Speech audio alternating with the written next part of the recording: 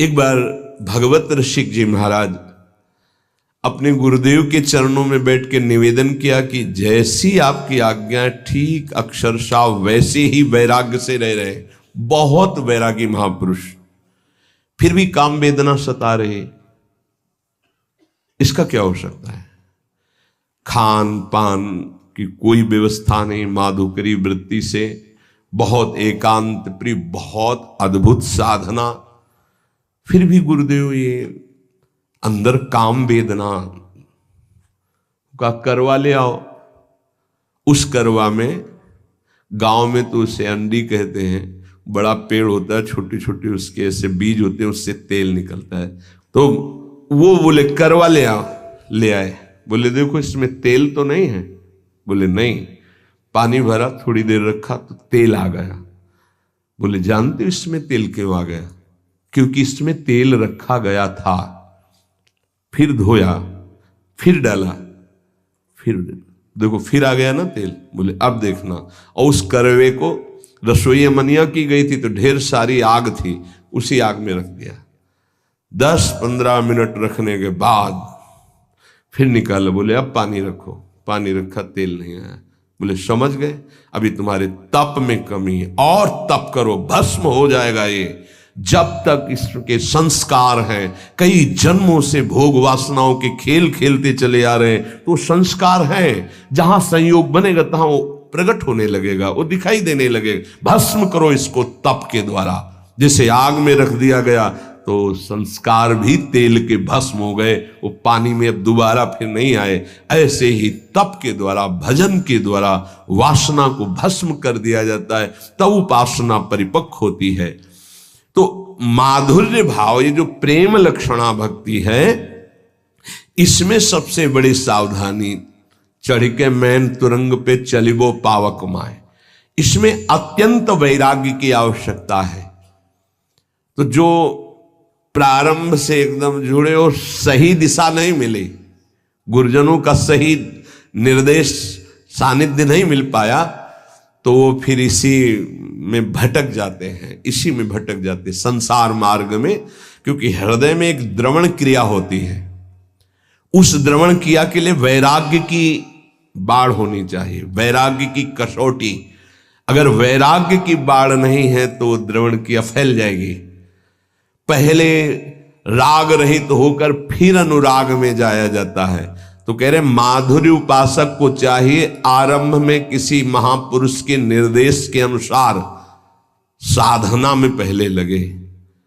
क्या प्रिया प्रीतम का प्रेम रस है, क्या उनका नित्य विलास है, बिल्कुल मतलब नहीं। समझ रहे हो? जो मंत्र दिया, जो उपासना दी, जो पाठ दी, जो दिनचर्या बताई, बस उस पे चलना है। वहां विचार की क्षमता नहीं आपकी। धीरे धीरे धीरे धीरे राग रहित होकर पहुंच जाएंगे आप। अब कैसे समझेंगे आप? कैसे अंदर प्रवेश हो? इसीलिए कहा है प्रथम सुने भागवत भक्त मुख भगवत बानी। क्यों? इतने बड़े महापुरुष भगवत ऋषिक जी ने सीधे क्यों नहीं कह दिया श्री सुख मुख जू बचन सुनावो तब श्री हरिवंश सुनाम कहावो मन सुमिरन मिश्रे ने? क्यों भाई ऐसा क्यों कह दिया? ये जो बात नहीं समझते हैं ना, वो हमारे ऐसे किसी की बात नहीं सुनना, आचार्य वाणी की बात मानो। भीर मिटय भट जमन की भय भंजन हरि सोय, भय भंजन हरि सोय, भरम भूल्यो भटकत कद भगवत भक्ति विचार, वेद भागवत प्रीति रति भक्त चरण धरि भाव, तरत भव सिंधु अगाधा। सेवक जी महाराज, सी सेवक वाणी जू अति अगाध मत गूढ़, बिरलो कोई समझई हित मार्ग आरूढ़, हित मार्ग आरूढ़ भाव भागवत मिले सब चार, वेद सुस्मृत जो चार अवगाय ले, जब तब पावे सेवक हृदय जो हित मार्ग उपदेशी है। क्यों कहा? क्योंकि गीता और भागवत की कसौटी पर, वैराग्य और ज्ञान की कसौटी पर जब हृदय कस गया तो माधुर्य रस परोस दिया गया। वो समझ, अभी तो जीवत तो है, देहाभिमान, मैं पुरुष मैं स्त्री, कैसे इस रस का इसीलिए गुरुदेव की आज्ञा पे चलो, रस की बात को मत देखो कि हमारा तो सहचरी भाव आता ही नहीं, ऐसे आ जाएगा। तुमको इससे मतलब नहीं कि सहचरी भाव क्या है, प्रिया प्रीतम का नित्य विहार क्या, तुम्हें साधना से मतलब है। तुम पुरुष समझ रहे हो, हाँ चलो लगो, पहले ककाहरा पढ़ो, मात्राएं पढ़ो, पहले उन शब्दावली पढ़ना सीखो, फिर पीएचडी की बात समझ में आएगी। ये वासुदेवा स्वरमित से पढ़ाई शुरू होती है, ये कोई छोटी मोटी नहीं है। वृंदावन नित्य विहार रस है ये। यहां बड़े बड़े ब्रह्म ऋषि भी जहां हार गए, वो ये रस है वृंदावन का प्रेम रस।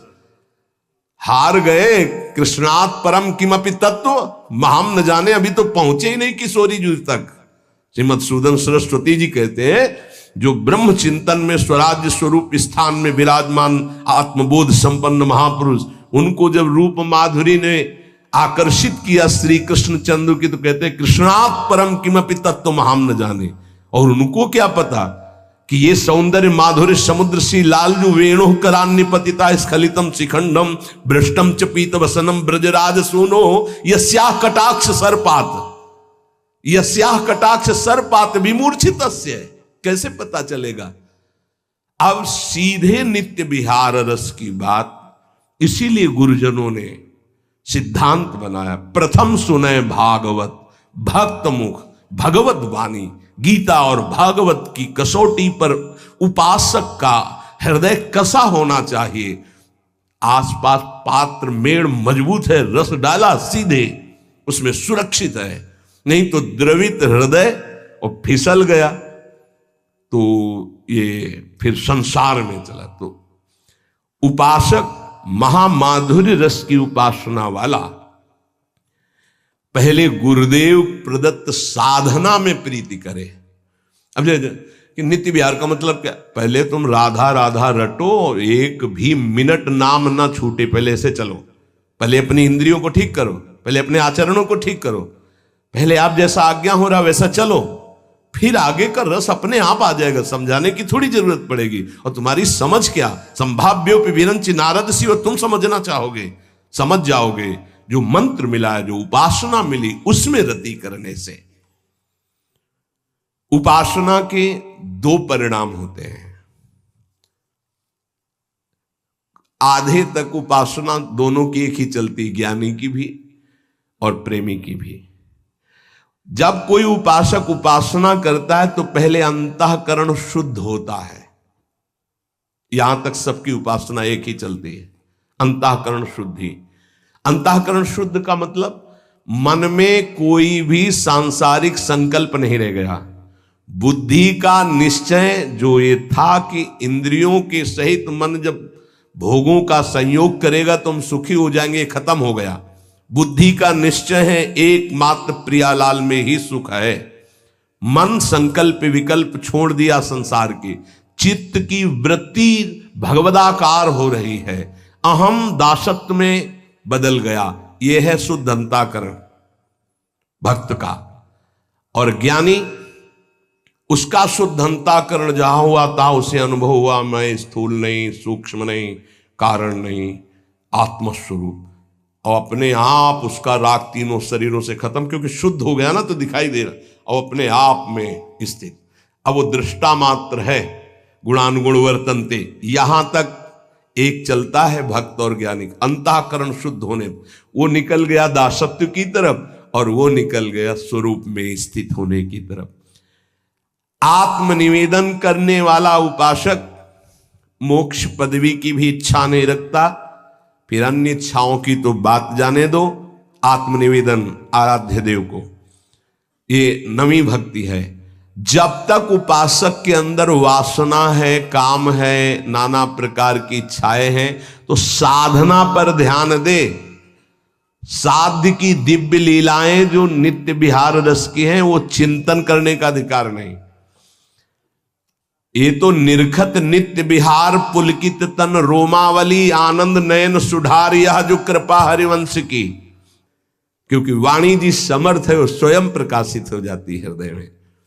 ये चिंतन का विषय तब बनता है जब देह भाव छूट जाए, बनिता पुरुष भाव मिट जाए, तब चिंतन।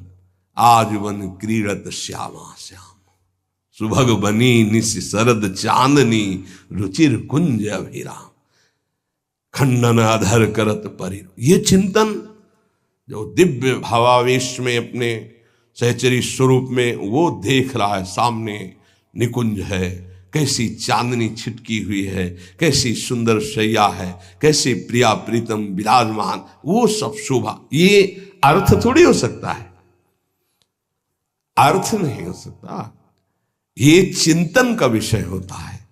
तो नित्य विहार रस माधुर्य रस के उपासक को चाहिए कि वाणी जी का पाठ करे अर्थ समझने की नहीं, सिद्धांत का अर्थ समझे, लीलाओं का नहीं। लीला गायन करो, गायन करने से ही गायन का फल लिखा है। छुटी 84 भ्रमंते निर्खय जुगल किशोर, जब निर्खय जुगल किशोर तब लीलाओं का चिंतन प्रारंभ होता है। उस समय निर्विकार अवस्था होती, सच्चिदानंद वपु। अभी तो ये जो वपु धारण किए ये विकारी है, ये काम से पैदा हुआ है, इसके अंदर परमाणु है कामना के, जन्म जन्मांतरों से इसी में हम बंधे चले आ रहे हैं। इस शरीर की रचना काम से हुई है, संकल्प कामना, चिंतन काम का, संकल्प काम का, कामना, उससे इसकी उत्पत्ति, सृजन ही इसका हुआ है। और जिस देह से सेवा होती है उसका भाव से सृजन होता है, ध्यान रखना। वो न संकल्प का है न कामना का देह है, वो गुरु प्रदत्त मंत्र के भाव का देह है, उसे भाव देह कहते हैं। विशुद्ध सच्चिदानंद वपु प्रेममय, तब नित्य विहार लीला का चिंतन। जरा सा चिंतन हुआ, हृदय में अद्भुत आनंद आंसुओं की छड़ी लग गई। देखो प्रिया प्रीतम झूल रहे हैं, पैंग बढ़ी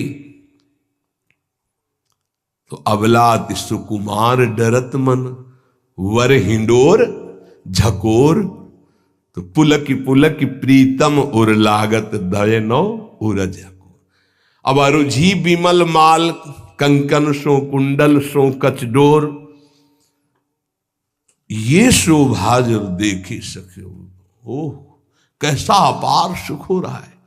तो दय असीस हरिवंश प्रशंसत करी अंचल की। जो आचार्य हरिवंश महाप्रभु जी जो हित सजनी स्वरूप में है, आशीर्वाद, ये सुख जब इन नेत्रों से देख रहा है उपासक, इतनी सामर्थ्य, तब उसका सही भाव और अर्थ समझ में, शब्दावली से नहीं, शब्दावली से नहीं समझ सकते हैं। इसीलिए गुरुदेव भगवान का आदेश, महापुरुषों के रसिकों की बात माननी कि वाणी जी का अर्थ नहीं, गायन करो, गायन करने मात्र से छुट्टी 84 भ्रमंते निर्खय जुगल के। पहला तो यही है कि भवजल निधि को नाव और काम पावक को पानी। गाते गाते देखना तुम्हारा हृदय कैसे निष्काम हो जाता है। निष्काम हृदय ही प्रीति रस में। अभी तो बहुत कूड़ा करकट, तो वाणी जी गाओ, नाम जप करो, श्री जी की सेवा करो, आठों पहर जो कर्तव्य कर्म है धर्म पूर्वक करो, भगवद अर्पित करो। निष्कामता पहले जागृत होगी, फिर प्रेम मार्ग का रहस्य है। जैसे हम इंटर कॉलेज है और वो कक्षा 1 से लेकर 12 तक है, तो हम पढ़ाई 1 से शुरू करेंगे कि 12 वाले स्कूल में बैठ जाएंगे। ऐसे ही ये जो नित्य विहार रस है, ये साधारण से लेकर असाधारण स्थिति तक पहुंचाने के लिए है। तभी कहा है श्री सुखमुख जो बचन सुनाओ। सेवक जी कह रहे श्रीमद् भागवत और भगवत गीता जी, इस साधक की कसौटी है साधना की। ज्ञान वैराग्य